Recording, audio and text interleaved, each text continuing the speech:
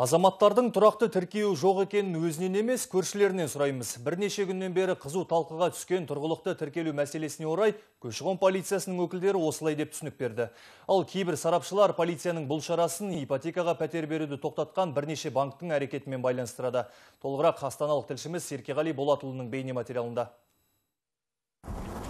Өзгертулер мен толықтырулар енгізілген жаңа құжатқа сәйкес азаматтардың тұрғылықты мекен-жайы мен құжат бойынша тіркелген жері екі бөлек болса, онда оған 10 мың теңге көлемінде айыппұл салынады. Бұл сома тіркелмеген мекен-жайда 10 күннен 3 айға дейінгі мерзімде тұрып жатқан азаматтар үшін белгіленген. Ал сол үйде 3 айдан жоғары мерзімде тұрғандарға салынатын айыппұл одан да арта түспек. Было 5 МРП, мы сейчас 3 МРП спустили немножко. Бұрынғы 5 айлық есептік көрсеткіштегі айыппұлды біз жаңа редакциядағы кодексте 3 айлық есептік көрсеткішке кемітіп отырмыз. Сондай-ақ бұрын сіз саяжай учаскесімен мемлекеттік мекемеге тіркеуге тұра беретін болсаңыз, қазір ол бапты алып тастадық. Мекен-жай анықтамасы тек тұрғын үйлерде ғана тіркеуге алынған азаматтарға беріледі. Ал кодекс күшіне енгеннен кейін ішкі істер органдарының қызметкерлері әр пәтерді аралап, барлық адамның мекен-жай анықтамасын тексеріп жүрмейді. Егер сіз көрші үйде 20 адам тұрады, күндіз-түні шулап маза бермейді дегендей шағым түсірсеңіз, онда сол пәтерді тіркеусіз паналаған азаматтарды біз жаңа кодекске сай әкімшілік жауапкершілікке тартамыз. Яғни заңда көрсетілген айыппұлды төлейді. Алайда осы жаңа кодекс күшіне енетін болса, онда пәтерден пәтерге көшіп, берекесі қашып жүрген бұқараның тапқан таянған айыппұлға кеткелі тұр. Осылай деген белгілі саясаткер Зәуреш Батталова бұл жайтты әділетсіздікке балап отыр.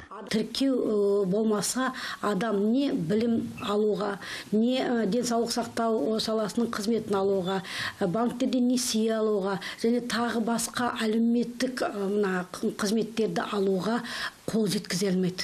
Сондықтан бұл Қазақстанның кодексындағы бапты негізгі тікелей өзгерту керек деп санаймыз. Осы себепті кодекстің күшіне енуін қаламайтын қарапайым тұрғындардың бірі музыкант Мұрат Тұрабаев. Ол Астанада 13 жылдан бері 10-нан астам пәтер жалдаған. Қазір арзан бағаға келісіп, қаладағы қонақ үйлердің бірінде жары және 2 баласымен тұрып жатқанына 1 ай болыпты. Қазір заң шығайын деп тұр, прописка туралы.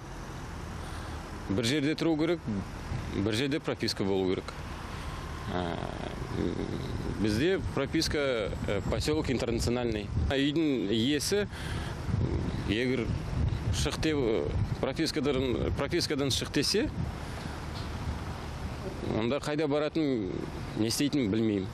Демек, тұрғылықты жері мен мекен-жай анықтамасы екі бөлек болған жағдайда әкімшілік құқық бұзушылыққа жатқызудың қажеті жоқ. Қалалық тұрғындар осы бір уәжді әлеуметтік желілерге де жиі жазуда. Себебі еліміздің барлық өңірінде баспана сатып алушылардың қатары күрт кеміген. Мамандар бұл жайтты отандық бірнеше банктың ипотека беруді тоқтатуымен байланыстырып отыр. Қараша айында жылжымайтын мүліктің отандық нарығында шамамен 13 мың сатып алу мәмілесі жасалыпты. Бұл қазан айындағы көрсеткіштен 1800-ге төмен. Осыдан кейін қаңғырған қазаққа тұрғылықты жеріңе тіркел деп көріңіз. Серкеғали Болатұлы, Ахмедияр Дулатұлы, Қазақ Ньюс, Астана.